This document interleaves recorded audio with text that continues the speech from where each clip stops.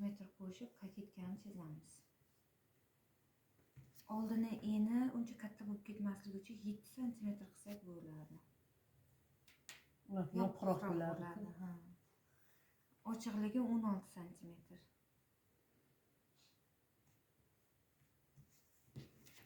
Shuni maydagina dumaloq qilamiz.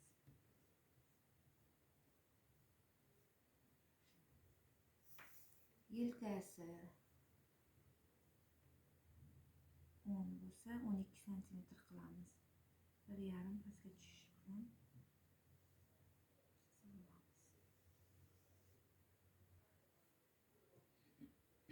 13 santimetr vitichka uchun chizamiz degan edik-ku, bilasizlarmi? Inondan pastga qarab. Yelkadan pastga tushishi 13 santimetr degan edik-ku. Ana shuni chizamizda vitichkaga qilib, keyin buni birlashtiramiz mana bilan.